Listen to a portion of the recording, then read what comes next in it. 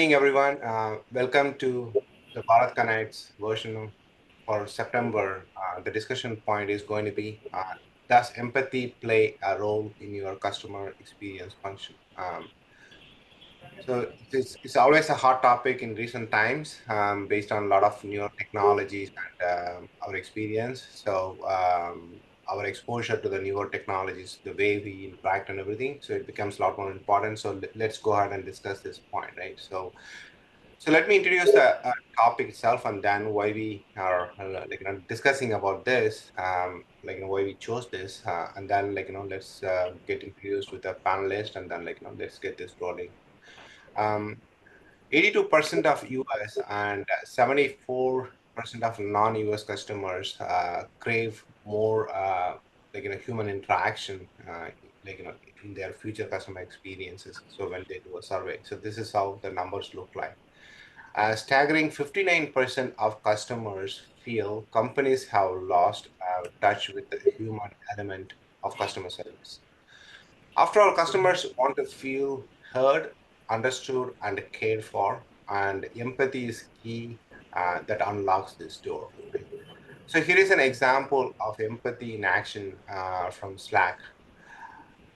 We hear where you are coming from and can understand how it would be useful to be able to track your time in Huddle. We have shared your suggestion with our product team and appreciate the valuable feedback.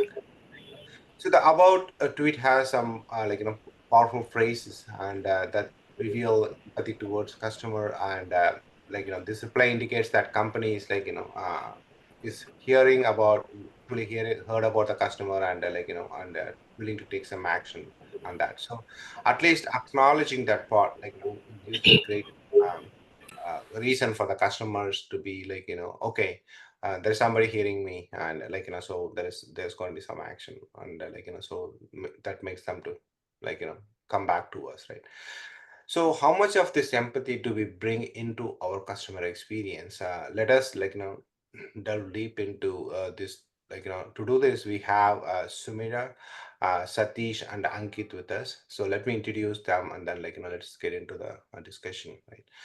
So Sumira Bhatia currently serves as a director of Bright Money, heading risk and regulatory compliances.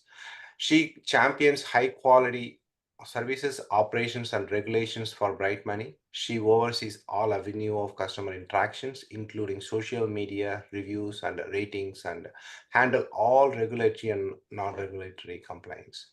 We are happy to have you as part of this panel and looking forward to listen to your views, Sumira. Thank you so Thank much. you. Thank you so much for having me. Sure. So next, Satish is CTO of Inbank Global Support Services with a strong people product leadership and a strong foundation in the infrastructure development, cybersecurity, ITIL, and expertise in cloud technologies. Satish handles solutions that enhances customer experience and operational efficiency. Satish, thank you for joining us this panel, and I'm sure our participation will have a lot to learn from you. Yeah, Participant. thanks, Uttaman. Good evening, everyone. Thanks, everyone. Yes, looking forward to a good conversation with everyone. Thank you. Yeah. Ankit Goenka, Ankit currently serves as a head of customer experiences at Bajaj Allianz General Insurance. He had served. He has received a lot of accolades in customer experience space, including customer experience leader of the year, customer experience personality of the year, BFSI leader of the year, and top 100 CX leader. His interests are varied and it's include dancing, acting, traveling, and event management. This is not the first time he's joining our panel discussion. We have had a lot to learn from him, his experience. Ankit, we look forward to your views. Thank you so much for My, being my here. pleasure, and thanks for having me here. Yeah. Okay. So without any further ado, let's move into the discussion point. So we call that as a discussion points because we want to just drive the discussion in a certain direction. That's all. So please share your views. That would be always welcome. So Ankit, let's go let's start with you on this discussion point. Right? Sure. As a CX functions, we are moving towards self-service and automation. Given this context, do you think it is possible to program empathy into these technologies, or does true empathy require a human touch? So that's a very interesting question, right? Because when you talk about empathy, typically, people tend to say that, empathy means that, there is a human, emotion Yeah, attached to it, and there is a human person, coming and delivering yeah, that empathy. Right? But when you really look at the entire context of, servicing a customer, right? What is the customer looking for? The customer is actually not really looking for a humor or a technology. Customer is looking for a solution, right? yeah, There is a request, there is a problem, right? The customer needs somebody to take care of that.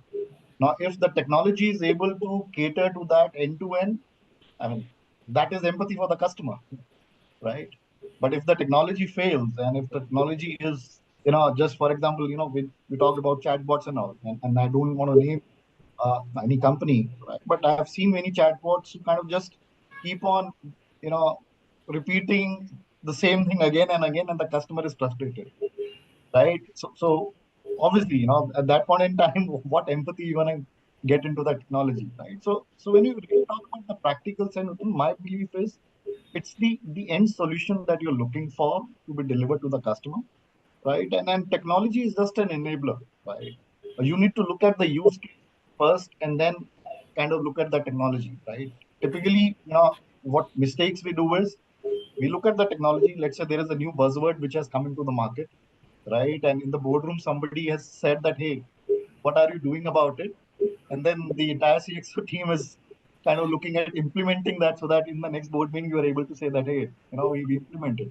Now, if that is the strategy, it's a hobby, right? You're just doing it for a hobby, for a tickman, and that's not going to help you deliver that empathy, right? But if you're really looking at the customer who's actually paying you for that technology, right? Because that's the true part, right? The customer is actually paying you for that technology. So is that customer really wanting it or needing it, right? Now, if you have that question correctly answered, right, then you can stitch it, right? And there is no right or wrong answer, but frankly, that yeah, okay, the technology first will be beneficial or not. Just to share an example, when we talk about empathy, and that's very close to our company.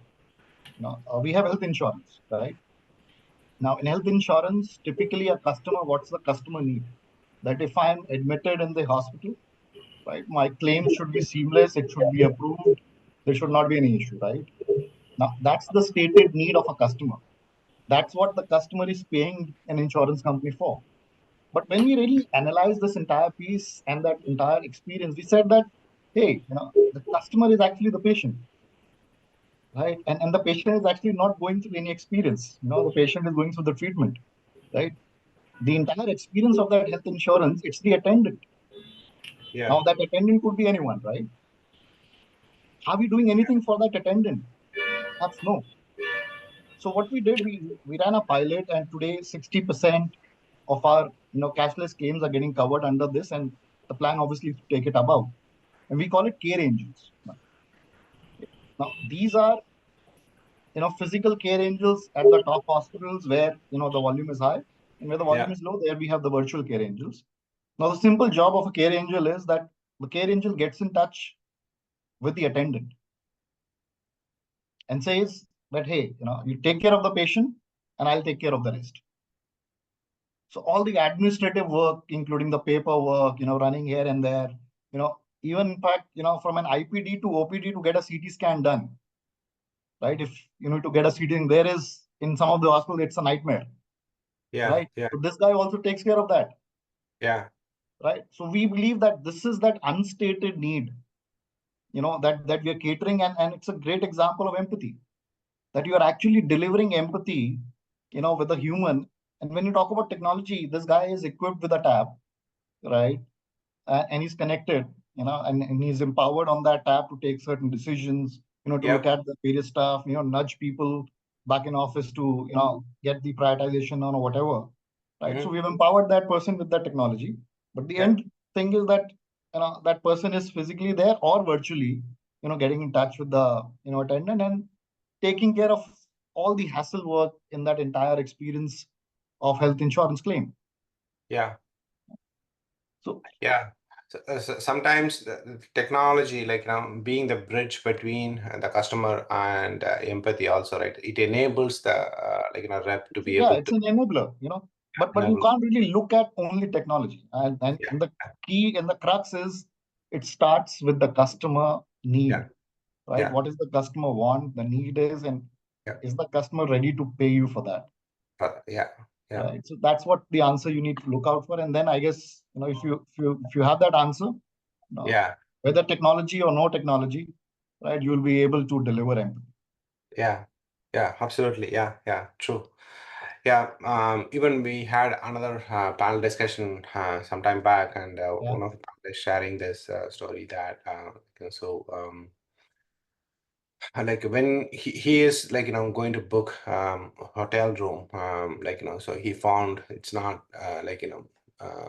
the up to the mark what he Right. wanted. Very simple requirement, not like many big thing. He's on Yeah. a Yeah. attending conference, so the how the rep is able to help him, right? Because it's a non-cancelable ticket, but booking, but still the rep was able to help him because he Absolutely. saw some of his information which shows him so he's one of the long-term customer for them, and he stayed already 400 plus Yeah.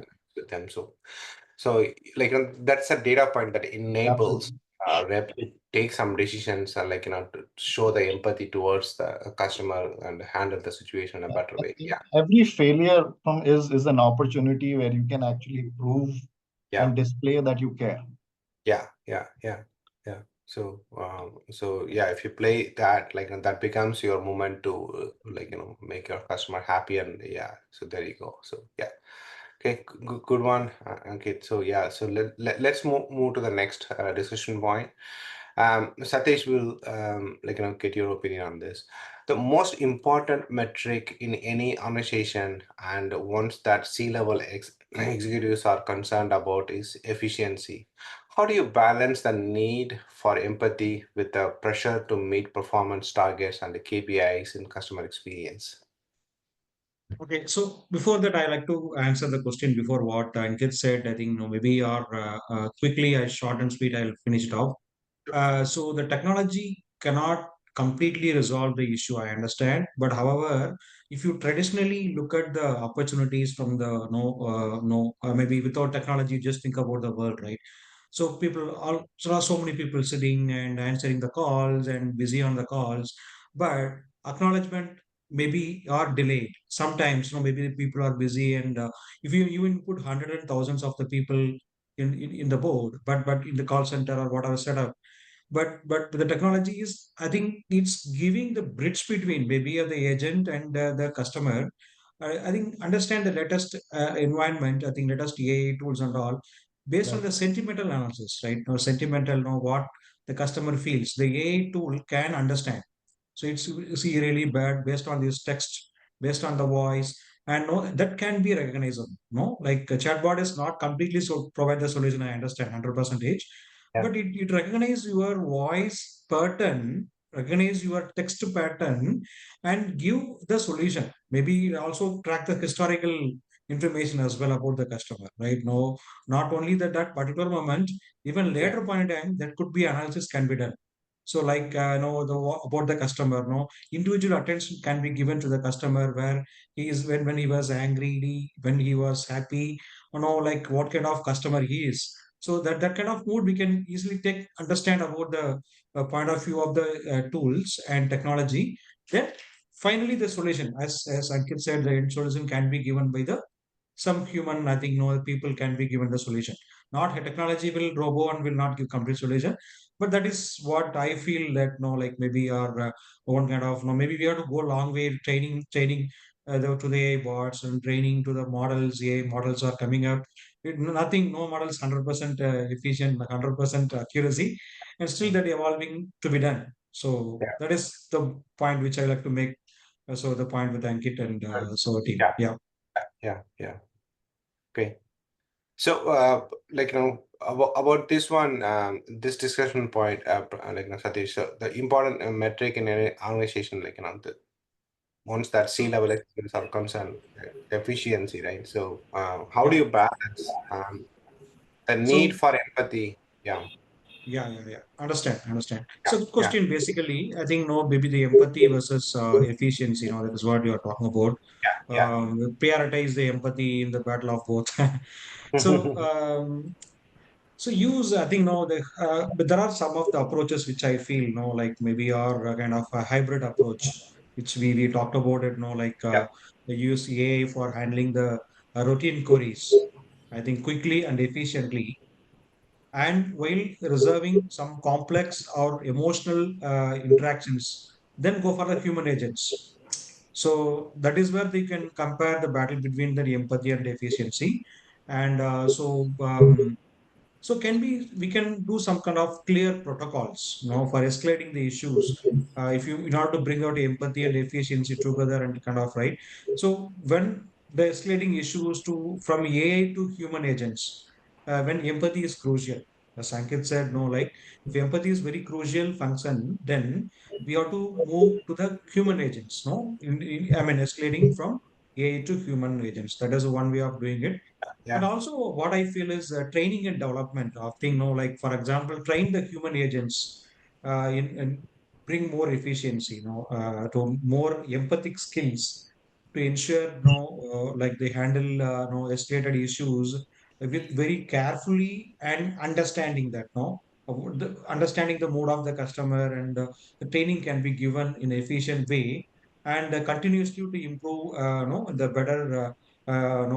Model of AI and human also, that how to respond to the customer's queries based on the mood. So that is also I feel that no, it could help to an efficiency in the empathic manner, and also the feedback mechanism is also helping.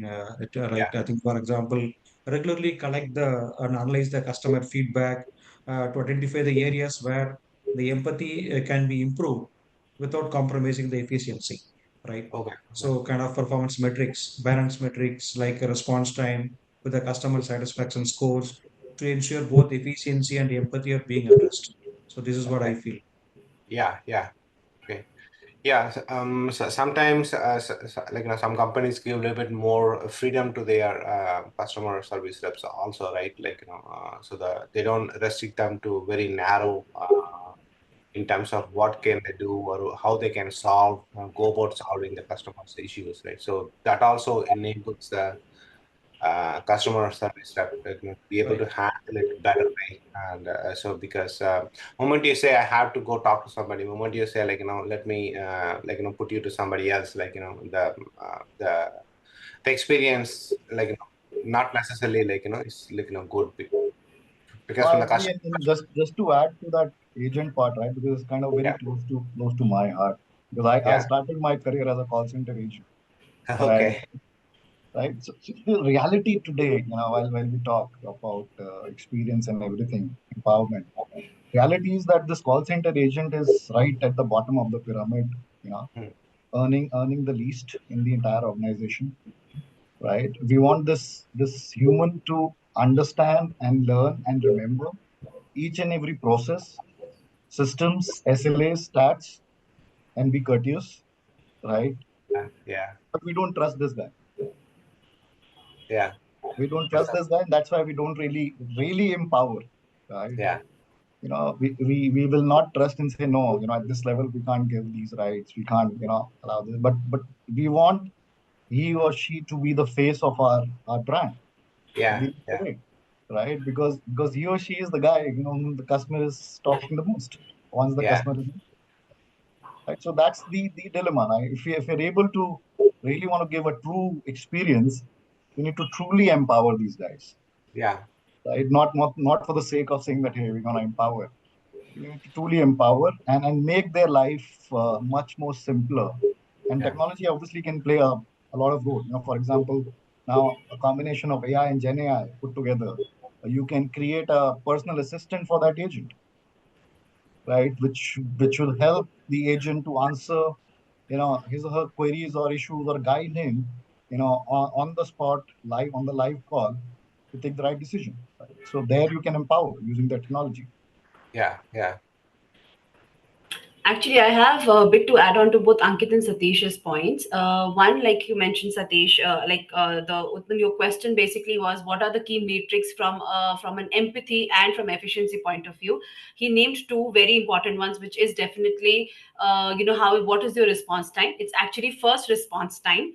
When we initially when we were having when we had live agents picking up calls, the first response time market standards was about 50 seconds to 1 minute. That's like the FRT basically means how soon can you pick up the phone and answer the customer.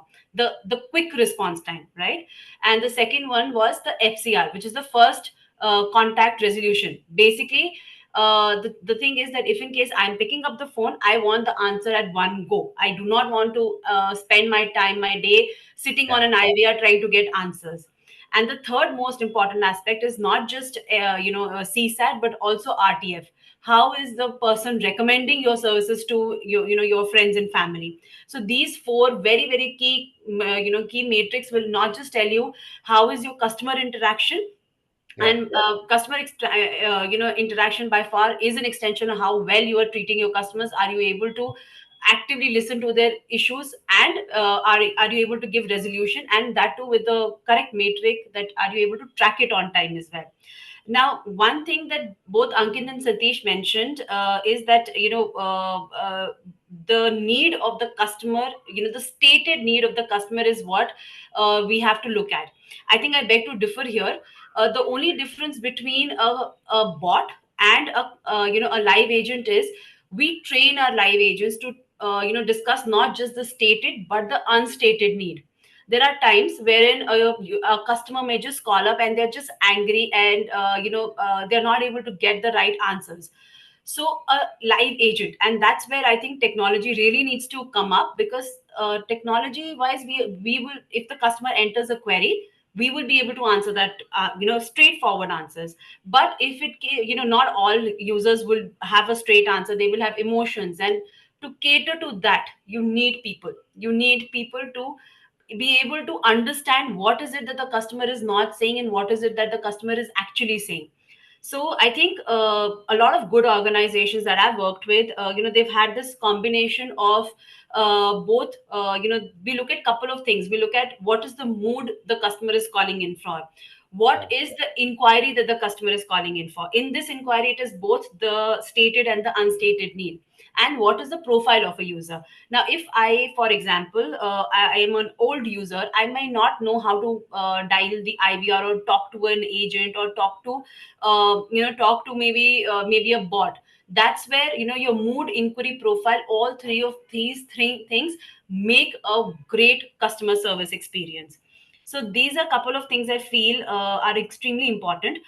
Where I think technology is working very well is the accuracy and the quickness of it. So the response time and the accuracy is the response time is something that the bots are able to crack. Accuracy may or may not be, because we still have problems with hallucinating AI. They are not able to get the information 100%. And that's where what Satish mentioned very, very correctly, that we need to train our bots. We need to keep feeding them models so that they Yeah. become intelligent.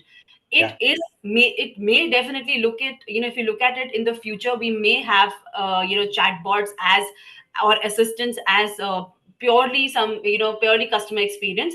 But I Yeah. feel we do need to empower our people, and a lot of great organizations actually end up empowering their grassroots level workers, so that they have exception rules. They have escalation matrix, very strong escalation matrix, so that they are able to provide that FCR. Remember, FCR is something that is a cost savior for not just an organization, but from an industry standpoint and from a customer satisfaction perspective. So all these three things would really help, and Yeah. all these four matrix actually really help any call center, any organization, to figure out if they are doing what they are doing is actually correct or not. Yeah. Yeah. Yeah. True. That's true. Yeah. True. Okay. So, lot of good points. So let's move to the next discussion point, considering the time, like how much time we left. So, Sumiran, like, right, so you are talking about like your experience. So next discussion point, let's get your opinion on this one.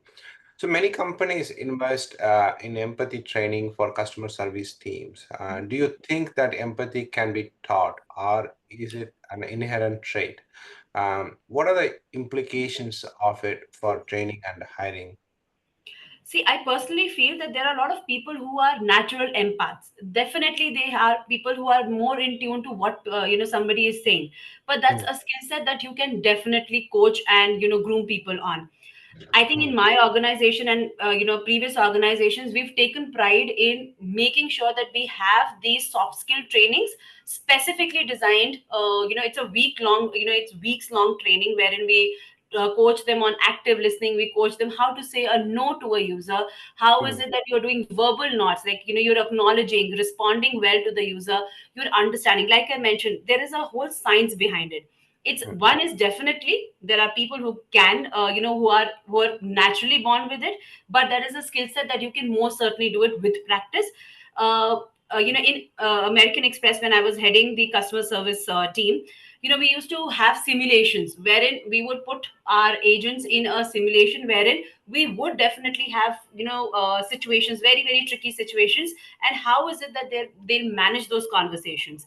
And from there, we had a checklist, we had a proper checklist wherein did we give a verbal nod at the right time? That's a check. Did we acknowledge the user's concern? That's a check. And once you have that science behind it, that methodology behind it, and if for a person who's very quantitative and they don't understand this, they at least understand the checklist. And if you've done everything by the checklist, most often than not, you will be delivering the right kind of message for the users. At the same time, there are verbatums that we provide to our our employees. We have canned responses which we know will have the right kind of impact in the users. The same verbatim that you were talking about, for the Slack message, it has all the relevant keywords which would yeah, make a customer feel that yes, I'm heard. The yeah, bottom line is the customer needs to feel heard, and they need quick resolution. And we can yeah. definitely train and coach our people accordingly for that. Okay, okay, okay. Okay, good point. Yeah. Yeah, so the key is to like calm them down and like make, so the Yeah. key is to like make them heard and acknowledge that point. Yeah, true. So now like the fourth discussion point, like so this is for all three of you, feel free to like come up with your opinion on this one. So how can you measure empathy in customer interactions? Is it possible to quantify empathy, or is it just an intangible? If so, what measures make sense, and how is it linked to tangible business results? I think it's just an extension to what I was just saying. I'll give you an example of American Express here. Mhm. When I was working with that organization, we had created, like I mentioned, there was a checklist that was there. In that checklist, the quality team would actually go back and listen while you were doing coaching and feedback for your employees. You had a scorecard for each and every point in that script that you would be saying. So, for Okay. example, right from did you take your name? Did you greet the user? How was your energy on the call? So everything is quantitatable if in case you make the right kind of effort.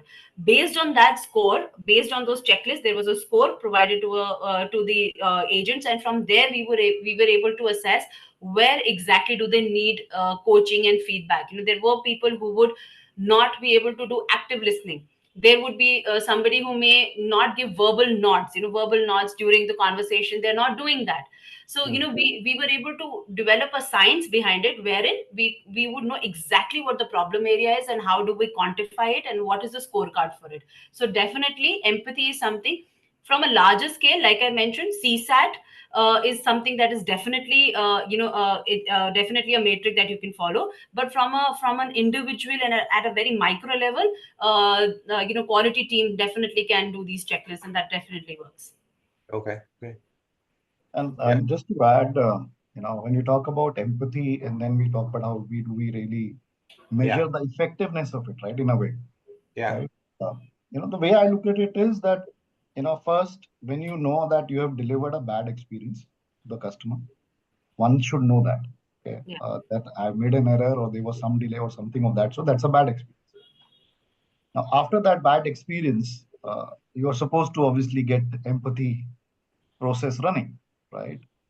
Now, if that process is run to the customer satisfaction, the loyalty of that customer will be higher, Yeah. right? So I do see a direct correlation of a bad experience to the loyalty, right? So you can develop a ratio of bad experiences and your loyalty and say that that ratio needs to improve. And I'd like to share one very personal example, right? I do share this more often, but it's very Okay. personal. That's why, and I really like this entire piece because it's a great example of empathy, technology, and everything in place. I'll not name the airline. This is regarding a particular airline.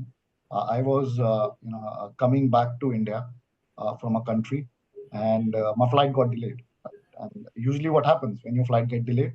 You know, somebody, if after a particular number of hours or minutes if it's delayed, the airline will come with a dabba, right? And in that box, you'll have a sandwich, a cold drink or whatever, right? Biscuits, muffins, and all those stuff, right? That's a typical SOP, right? That you see airlines follow.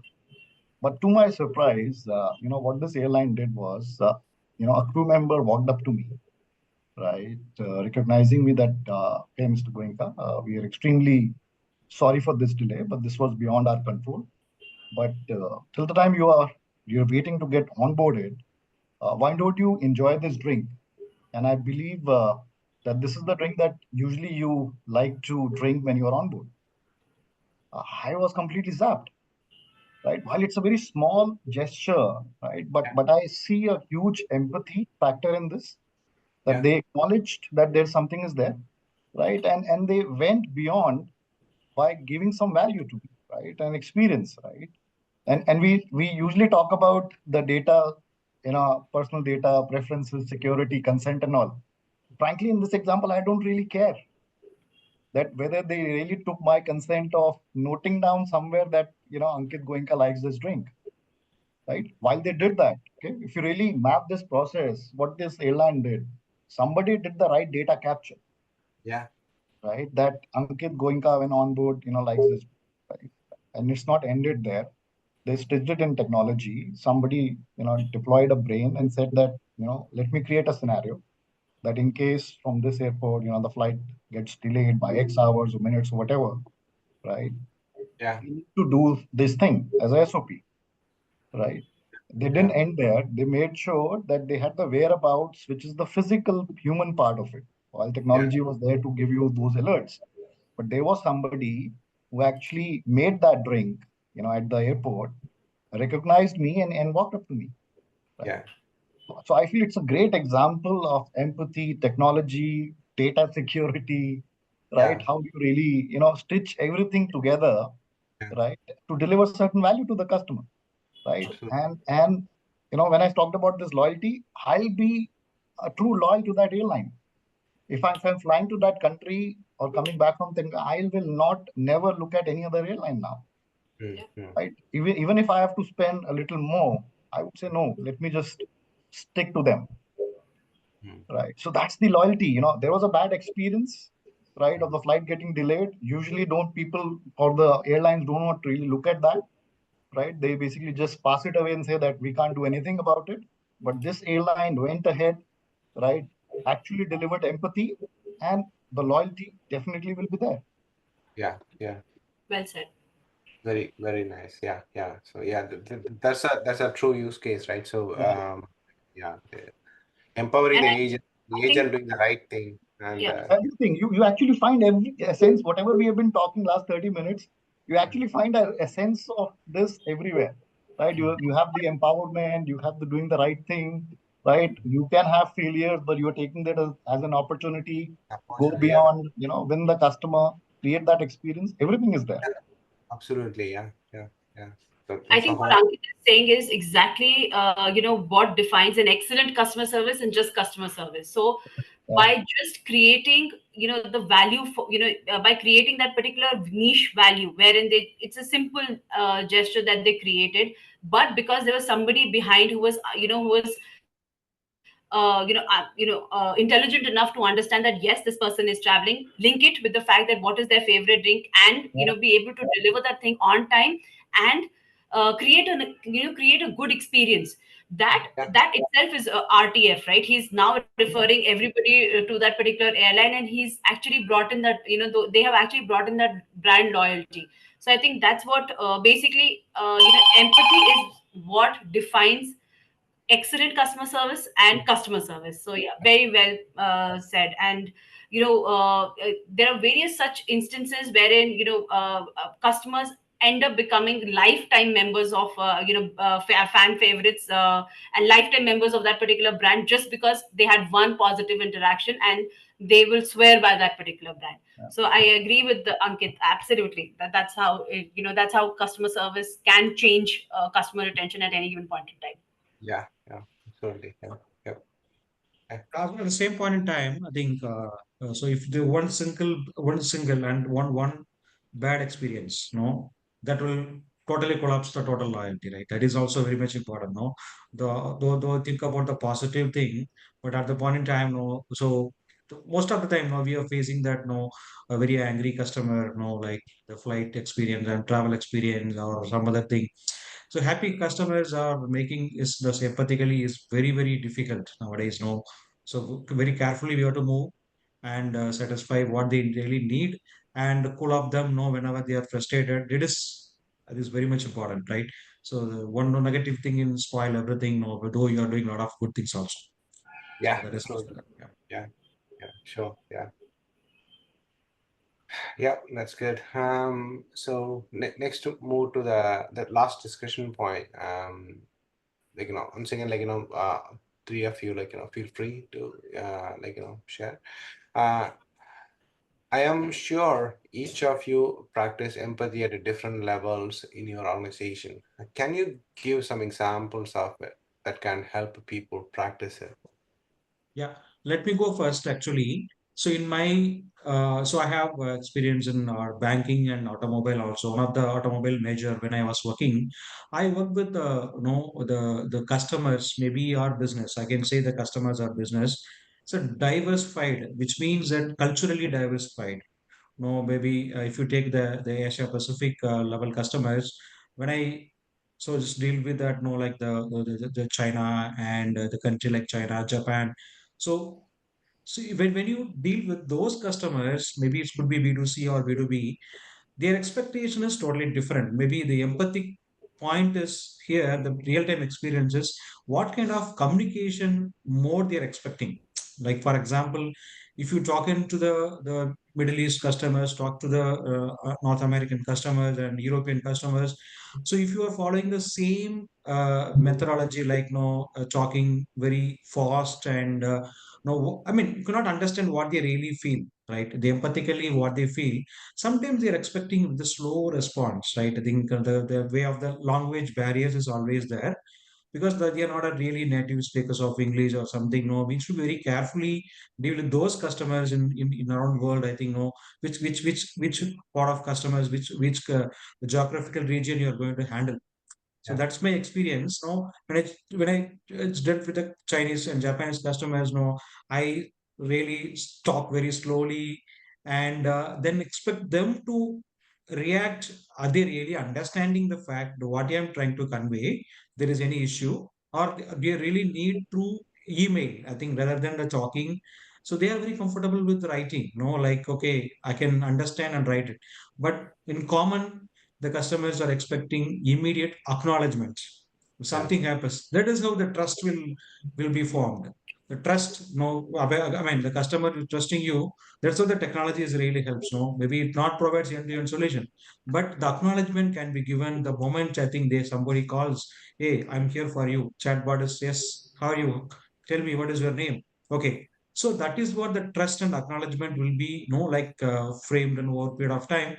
Depends upon the region, depends upon the customer and what kind of empathic level they are in. That needs to be understood, and then we can reply back onto that. That is my experience, no, dealing with the different region, different I mean countries, no. So that is really effective when I do understand their empathic level and respond back. The communication is a very key here. Know how to communicate and what to communicate and what they really prefer. So this is what I my experience, real time experience, Okay. team. Yeah. Sure. Thanks. Yeah. Yeah, Ankit has. So, I gave an example of that care angel, right? Internally, I guess for us, it's a very close to our heart because it goes with our, brand tagline as well, which is caringly yours, right? But let me give a different perspective, right? When we talk about empathy, typically in business, we talk about customers, right? But what about empathy for employees, Hmm. right? These are the people who will deliver empathy, right? So, what is the empathy towards them? Right? And empowerment obviously is one of the elements towards that, right? How you are actually looking at their needs, right? Empowering them, making their life simple, all those stuff. One example, and we also talked about the call center agents, right? So one thing that we do internally is we give care specialists awards every quarter, and this awards is across levels. It can go to the junior most person or the CXO level as well. Okay, and the beauty of these awards is that the nomination of these awards are given by the call center agents. Okay, we have empowered them, like so many you were talking about, empowering them to get in touch with the seniors for an issue, right? So we have empowered these guys, and we run a process called the ICU process, which is called I care for you. So like in a hospital, you have ICU, right? There is a patient, right? And there would be junior doctors, nurses taking care of that patient in the ICU. Now, if something really goes bad, what does that nurse do? She's going to call a hotline number directly to the main doctor, right? So Yeah. similarly, our agents have been empowered to directly call the CXOs or the CEO as well, if need be. That if there is a customer who's in dying need and nobody is helping out, right? You have all the powers to get in touch with the heads. There is a dedicated number from there they call, and these numbers are saved in each and every person's mobile phone so that they know it's an ICU call.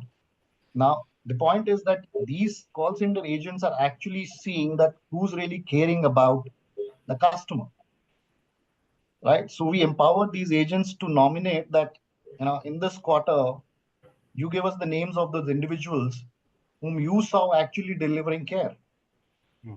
And Yeah. then based on their entire nominations and looking at what they've done, then we kind of award these guys as care specialists, on a quarterly basis. And as I said, this is across levels, right? So CXO also can win this award, Yeah. and it's really empowering to that agent that that agent nominated that CXO, and that CXO now is getting an award, right?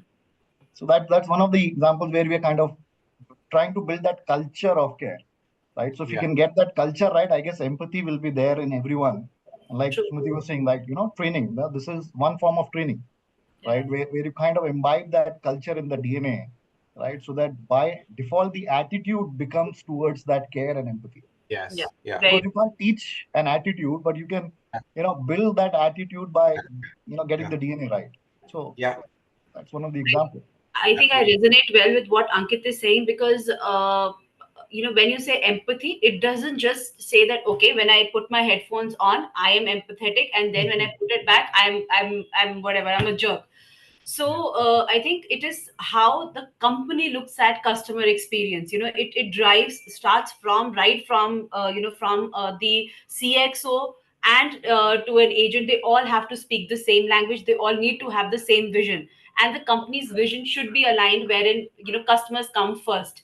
I think one very particular incident, just which is very close to me and which I give as an example every time when I'm going for any new hire orientation. One of the proudest moments for my organization, Bright Money, was when we got a call from a very frantic mother. We had a direct debit facility, and we had taken out some $100 from the customer's account, and the user said, "My son, while I know this amount is due to me, and you have taken it as an auto debit, but my son is in hospital and he has corona, and there is no way that I can't afford medical bills. I have to give him medicines and at the same time pay this amount." Now, if you look at it from a procedural SOP point of view, there is a direct debit that has happened. There is no way that I can return it back. But at that point in time, the representative who was on the call, he could have just said, "I'm sorry, this is some nothing that I can do. I can look for a, maybe I can look for a, look for a exception for you, but there's nothing much that I can do." instead. And I feel very very happy to know that the person said, what, let me see if I can get my my CXO to just do something for you here. The person took a call back, went up to the to the CEO's office, knocked the door and said, I want to give this person $100 back. While we could not debit the we could not return the money, we ended up giving them the $100 as a credit. Yeah. At the same time, we sent a big like a wellness package to the customer. And I can't tell you we do something called a video testimony. So all our users are sending us video testimonials, which we put up on the website. So that entire video is so emotional, wherein the person is saying, it just gave me hope in the time of corona, wherein everybody was each person to itself. There is one organization which stood by me at that time. So I think that is one story wherein I feel we are not just SOPs, we are not just policy and procedures, we are beyond that. We are humans, and we can make a difference. It's just how you want to see the customer experience. How do you want to go back and see what impact one conversation can make in customer's life. So that is one of the most beautiful moments that I always remember. And I think that's where it automatically felt good, because I felt this is where why we are here in this organization, this is why we are here in this business, to help our people. So that's one example that I always give to my new hires when they come in, because that sets the culture. They understand that yes, you can think out of the box. Yes, you have people who are backing you up, who will give you the right kind of support. Maybe it's beyond your pay grade, but there are people who can make those decisions for you. You just need to tell us. So Yeah. I resonate well with what Ankit was saying. It boils down to how well you understand your user, how well you understand like Satish was saying, how well you are able to understand the user's needs and able to understand their cultural requirements, at the same time what situation they are in, and to be able to deliver world best customer service at all time. I mean, it's not going to be a peak one day here, one day there. It has to be at each interaction, every interaction you have to reinforce that. So yeah, I agree with what both of them And mentioned. just to add, That's put great. a term Yeah. to this, you can't be slave to the process Yes, when it exactly. comes to delivering empathy, right? Yeah. Absolutely. Yeah. So empathy has to be that you are not slave to the process. You have to go beyond, right? True. Yeah. Absolutely. Going above and beyond is something that is extremely important as a customer service agent. Yeah. Very true. Yeah. Yeah. Yeah, so a lot of good examples. So, like, that brings me back one memory that, like, in 2005, when I was flying from US to Doha, Qatar, we have taken up a project from the Qatar government for implementing some of the testing procedures. So I was going to go there, and so we had our first child. My daughter was just born. You know how stressful it is, especially in the US, right? Where you're all by yourself, and you're handling everything, and like lots of sleepless nights and everything. I can't even imagine, like, I was so tired at the time. So and I had to fly the few days after she was born, and then I was flying, and then first time I was taking a business class, and then I was sitting in the flight. That's all I knew. I like, and then I didn't even know when it took off and everything. Um, like, I remember seeing a hostess asking her, like, for what is a like, lunch or dinner, whatever that time was, like, asking. But then I did not even respond. I was so tired, I fell asleep. But when I woke up, I was just so surprised that like since it's my first time, I didn't even know how to operate that seat, like how to make it a flat bed or nothing, right? So just and then when I was waking up, I was like in a flat bed. I was tucked in nicely, and the seat belt was on. Like, I didn't do any of it, like, so it was so surprising, like, so, wow, this, like, so she didn't want to disturb me, and she recognized, like, I was so tired, and, like, just made me comfortable that time. And then, like, waiting there, like, as soon as wake up, sir, what, like, now do you like to have something? So what an experience, right? Like, these things are not going to be there in a company's playbook anywhere, or it's not going to be scripted anywhere, like, this comes from the culture. This comes from the employees themselves, um, recognizing that culture and reflecting it on a day-to-day basis, right? That's a crucial thing. So yeah, so.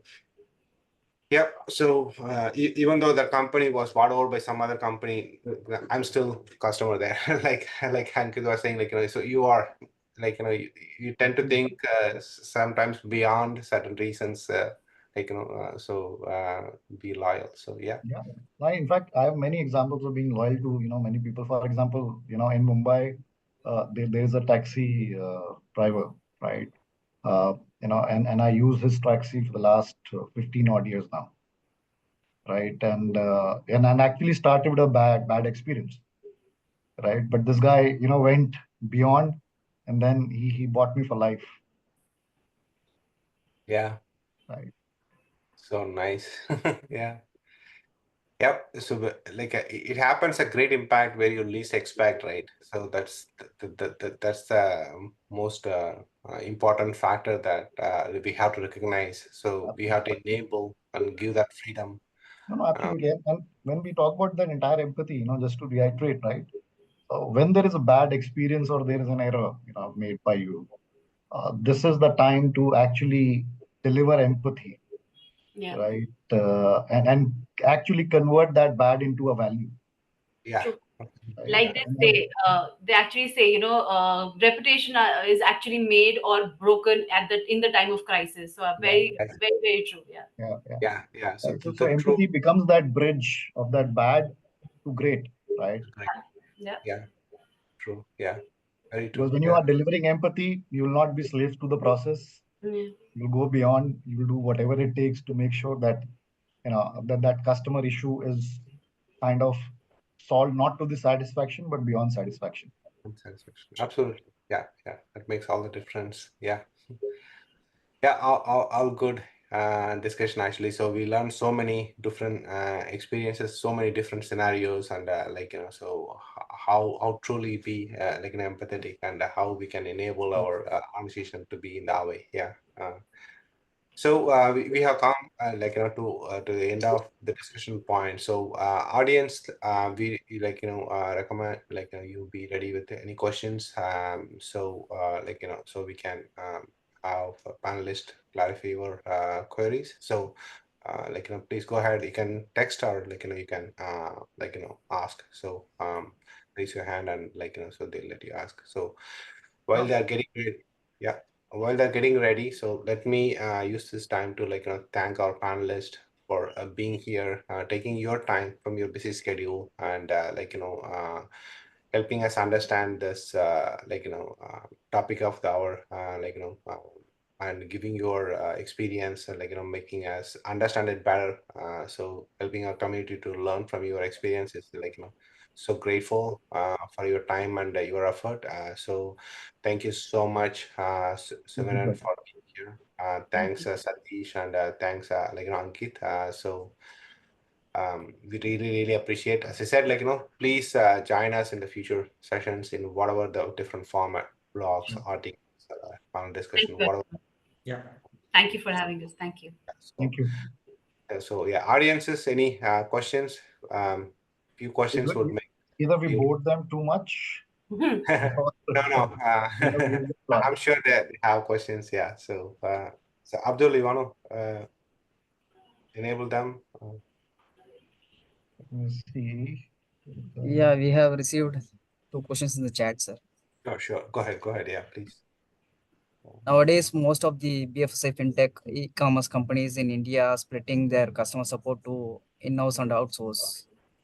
How much it is helping them? What are the challenges there? Are we seeing any trend changing down line, like going in-house completely or vice versa? See, if I Okay. can just quickly answer this from my personal perspective, there is no right or wrong answer of in-house versus outsource, right? You need to take that call based on your needs, your customers, right? But you can apply a simple logic that if you are an expert in this field, you do it in-house. If that's not your domain, give it to an expert.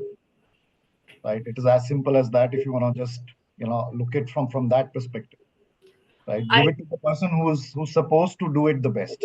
Yeah, I also think just to add on to what Ankit is mentioning, it's one is definitely the expertise level. The second is the size of your organization. If you are a small organization, you may not want to have 100 team members sitting just to take calls. You may want to outsource because it also helps from logistics point of view. But I think from either which ways, the combination is fine as well. But one key thing that you need to be very, very mindful of is the culture, which Ankit spoke about. The culture has to be the same. You need to have both the right kind of empowerment and right kind of culture for both outsource and internal employees, because they are the ones who are driving your organization's brand value. So that is very important. But I think the idea of doing it in house or outsourcing is simply, one is the expertise level, and the second is the cost factor. That's about it. Okay, great. So the next The question is, second question is regarding TRI and that entire, regulations which are coming in 160 and 140 series. The difficulty in reaching out to the customer, percentage of call pickup ratio will go down. What is the workaround for this? Frankly speaking, uh, if it's a regulation, according to me, it's a black and white, right? You should not look at any workarounds Yeah. uh, from a regulation standpoint. And yes, it will be challenging for those organizations who believe in cold calling, you know, yeah, but organizations who believe in giving values to their customers will pick up their calls, Yeah. right? Customers will not pick up the calls for those organizations, and it will go in spam like they do right now also. So I don't think it's gonna, change the entire piece a lot, but it will definitely change a lot for those who believe in simply doing cold calling. Yeah. yeah, absolutely. Yeah. Mhm. Yeah. Very well Well, said. I think from a try perspective, like Ankit mentioned, it is black and white. But at the same time, a lot of users, even if in case you send a very small standard message and you're not spamming the users, I think that is the key factor. The whole yeah, idea behind this regulation is to cut down on that particular conversation that you're having with the user, wherein you're bombarding them with information. In US, the laws are very, very strict. In India, we are actually now catching up to those getting there. specific laws about about how you are cold calling, or how you are doing collection calls, or how you're doing random sales calls as well. And I think it's high time we end up using those using same ethos in India market as well. It's a good move, to be honest. Yeah, absolutely. Yeah. So from the technology perspective, so we learned that the hard way in the US market, right? So 20 years back. So these regulations are there for very strict and very highly Monitored and penalty. regulated. Yeah, monetary penalty is huge. So you don't want to be in that situation. So we have learned it hard way. So we have applied a lot of different rules and so means like natural language complaints is a suite Mhm. we introduce where we enable our customers to just define simple rules in their own in a language, and it just handles it for them. So there is no breach anywhere. So yeah, Yeah. and Yeah. there So is this. in fact, I think the STRI regulation, as I mean, as in the BFS industry and other things, right? So 160 and 140 series regulation, it is really make customer happy only, right? That's what I feel, because rather than spamming them too much of thing, they can understand, like, okay, this series of these numbers only is no only for the genuine way of the banking calls or something, no, Yeah, rather taking unnecessary calls and no, that is really I can see the happy customers. It yeah, started recently, but in banking sector also they are saying the feedback. No, yes, it's only the thing is that no, it's a happy mode only. Yeah. yeah. So this is one of the points we have been trying to explain from the very beginning when we coming to the Indian market. Compliance is a huge thing, but we are also happy that it's being given a lot more importance now, and it's going to be a lot seen as very critical part of the the ecosystem. So that will be good. Okay. Yeah. So yeah, so that's good. What's the next one? Does AI truly connect with the customers? Does it replace human empathy in customer interactions? Yeah, I can Now, go with this yeah. answer. Does AI truly connect with the customers? Does it replace human empathy? Maybe not 100%. It's my answer. I think AI truly connect. Yes, it truly connects in the first line of interaction. That is what we repeatedly saying that it can't provide 100% or end-to-end solution. Don't expect that. Maybe we are emerging and we are a long way to go for that. So, but it cannot replace the human empathy always. No, technology cannot replace human empathy, as Ankit and Sumiran said that. No, that is a different way of tackling, but it's an enabler, as I said, but it's enabling you to interact in the first line of interaction and making you, I'm acknowledged, I'm here for you. Then that the it can then be, I mean, human touch will be there always to react it and finish it off. Now, the solution point of view, they have to finish it off with the, I mean, the solution point of view that the human touch is really required. So more Yeah. than a AI. Yeah. Okay. Yeah. Absolutely. I think one answer, we are like, basic questions wherein, you have a question and you can give an answer, straightforward answer. Yes, it's connecting. It still needs to evolve more when it comes to handling very very specific questions and understanding human emotions. We are not there yet. It will take time, but we can get there. So bottom line is that as long as we are giving very binary answers, yes, it works. But when it comes to diverging on human emotions, like I mentioned initially, stated and unstated need, that's where AI is lacking right now. Yeah. Yeah. So I think we are already a couple of minutes past the hour. So there is one question from Anupam, can too much empathy in customer service ever be counterproductive? Like kind of a little bit more controversial, I guess. So, but I guess too much of everything is bad, no? Yeah. Typically, that's what they say, right? yeah, So yeah, yeah, it goes with this yeah, as well. The example, for example, I gave the ICU. Now, if the call center agent to yeah, deliver that empathy starts doing that ICU for each and every call, Yeah. where it is not even required, okay, yeah, to the CXO, yeah, it should be counterproductive. yeah, yeah, So too much of everything is bad. You need to take that call. You need to, and again, there is no right or wrong. You need to learn it, by experience. You need to look at, you need to do it, you know, learn it, make mistakes, unlearn it, do it again. Then you're going to be doing it, Yeah. doing right? it. So there is Yeah, no straightforward thing here. Yeah. yeah. I think to Okay. add on to what Ankit had mentioned, see, the thing is, why is a customer service representative taking, sitting there and taking a call? It's not to handle one customer. Unfortunately, we do have matrix to run as well. So it is not just about CSAT. It is also about, the AHT of the agent. It is also about, how are the service levels getting maintained. If in and Simple answer, Anupama, yes. Anything which you do overdo it, it is it will be counterproductive, because at the end of the day, you're not just helping, you are not the customer's therapist, you are also a service provider, and you have one more customer who's waiting on the line, and there, your FRT is going for a toss. So yes, like I mentioned, there are things that it's important for you to do, but then the minute that call switches off, you have to be ready for the next call, and you have to be as perky, as energetic, and as positive for the next call as well. So empathy, that's the reason why there's a difference between empathy and sympathy. Empathy ends with that call, and you have to move on to the next one. So never overdo anything. I think stick to your script, but at the same time, be human as possible.